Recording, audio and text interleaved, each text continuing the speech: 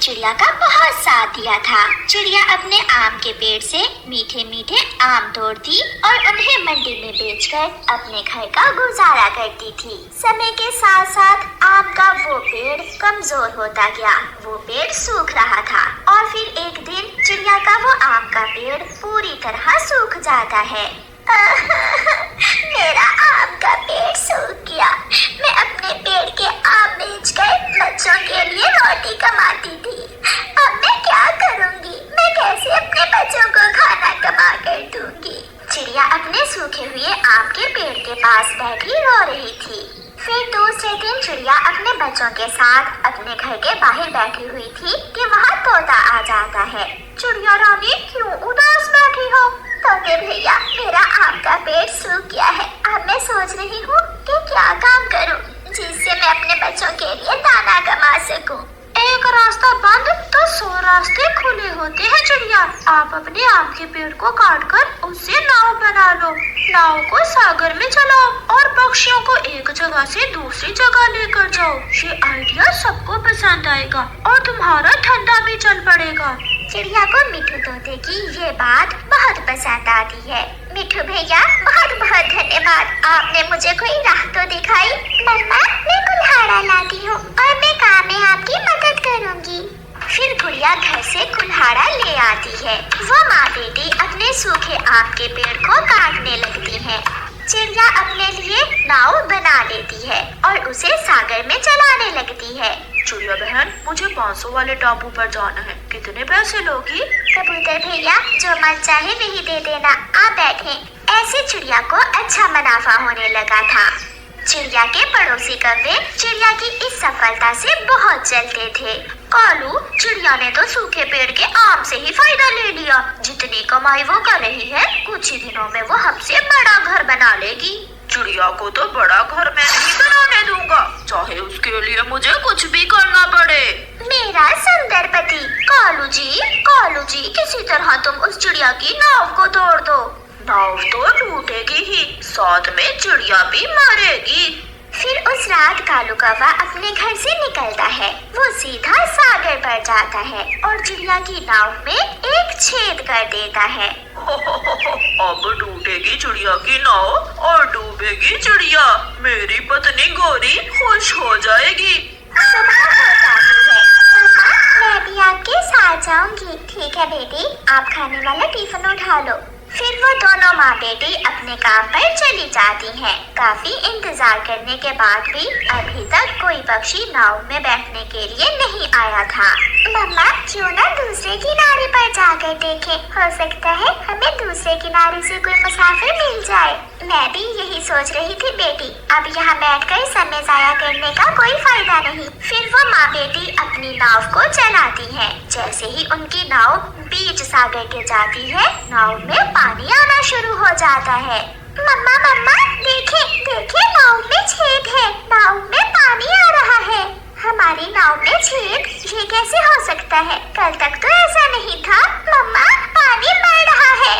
उनकी नाव एक तरफ को झुकती जाती है और पानी के बहाव के साथ साथ तेजी से दूसरी तरफ जाने लगती है। नाव बेकाबू हो जाती है। मम्मा चिड़िया और उसकी बेटी बहुत कोशिश कर रही थी अपनी नाव पर काबू पाने की। तेज लहरों से टकराती हुई उनकी नाव बीच जंगल के टापू पर जाकर रुकती है। मम्मा, हमारी जान तो बच गई, मगर ये कैसा टापू है? मैं तो यहाँ पहली बार आई हूँ। गुड़िया बेटी, मैंने भी ये टापू पहली बार ही देखा है। गुड़िया बेटी, नाव से खाने का टिफिन निकालो, मुझे तो बहुत जोरों की भूख लग रही है। पहले खाना खाते हैं, फिर बाद में सोचेंगे क्या करना है। वो दोनों माँ बेटी अपना टिफिन निकाल कर खाना खाती हैं। खाना खाते गुड़िया का ध्यान थोड़ी दूर जाता है और उसको कोई चमकती हुई चीज नजर आती है। मम्मा, वो आपके पीछे क्या है? मम्मा चिड़िया और उसकी बेटी थोड़ी दूर जाती हैं। वहाँ उस अनजान टापू पर स्ट्रॉबेरी के पौधे थे, जिन पर सोने की स्ट्रॉबेरीज लगी हुई थी। गुड़िया बेटी, ये तो सोने की स्ट्रॉबेरीज हैं। लगता है इस टापू पर पहले कोई नहीं आया है। ये सीक्रेट टापू, इससे पहले कभी किसी ने नहीं देखा होगा। फिर वो माँ बेटी अपनी नाव की मरम्मत का काम शुरू करती हैं। वो स्ट्रॉबेरी के पौधे से सोने के पत्ते तोड़कर अपनी नाव में लगाती हैं और छेद को बंद करती हैं। हो गया, सब अच्छे से हो गया। गुड़िया बेटी, मैं कुछ सोने की स्ट्रॉबेरी तोड़ लेती हूँ, शायद अब हमारे दुखों के दिन खत्म हो गए हैं। फिर वो माँ बेटी कुछ सोने की स्ट्रॉबेरीज तोड़ती है और अपने नाव में रखती है और वापस चलती है। चिड़िया वो सोने की स्ट्रॉबेरीज एक सोनार को बेच देती है और अपने लिए एक बहुत बड़ा और सुंदर सा घर बनाती है। ये बात कौवों से कहाँ बर्दाश्त होने वाली थी। कालू, हमने चिड़िया की नाव में छेद करके उसे मारना चाहा, मगर सब बैठे खाना खा रहे थे। कालू कौवा भी वहाँ चला जाता है। चिड़िया चिड़िया, अपने पड़ोसी को भूल ही गई तुम। कौवे भैया, तुम हमेशा मेरा बुरा सोचते हो। तुम बहुत लालची, गंदे और बुरे पक्षी हो, इसलिए मैं अब आपसे दूर ही रहती हूँ। चिड़िया रानी, सुना है तुम्हारी नाव में छेद हो गया था। मैंने सोचा तुम सागर में डूबकर मर गई होगी, मगर तुम्हारे हाथ ये खजाना कैसे लगा?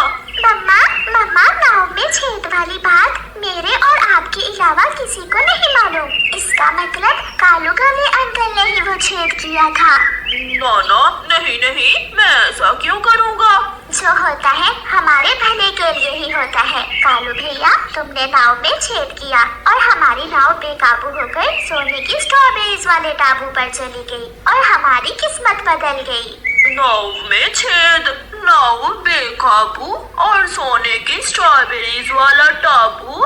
कौवा वहाँ से भागता है। गोरी गोरी, जल्दी चलो, हम भी जाएंगे सोने की स्ट्रॉबेरीज वाले टापू पर। मैंने सब जान लिया है। फिर गोरी कौवी और कालू कौवा एक पुरानी सी नाव लेकर उस टापू की खोज में निकलते हैं और लहरों के साथ साथ चलते हुए उसी टापू पर पहुंच जाते हैं। वहाँ हर तरफ सोने की स्ट्रॉबेरीज थी। कालू, एक बार में हम सबसे अमीर बन जाएंगे, कोई हमारा मुकाबला नहीं कर पाएगा। जल्दी करो गोरी और भर लो अपनी नाव। फिर गोरी और कालू सोने की स्ट्रॉबेरीज तोड़ तोड़ कर अपनी नाव भर लेते हैं। बीच सागर के आकर ज्यादा बोझ लाद लेने की वजह से उनकी नाव डूब जाती है। गोरी, छोड़ दो नाव को, जाती है तो जाने दो, जान बचाओ जान। नहीं, मैं ये सोने की स्ट्रॉबेरीज नहीं छोड़ सकती। फिर वो दोनों लालची कौवे सागर में डूबकर मर।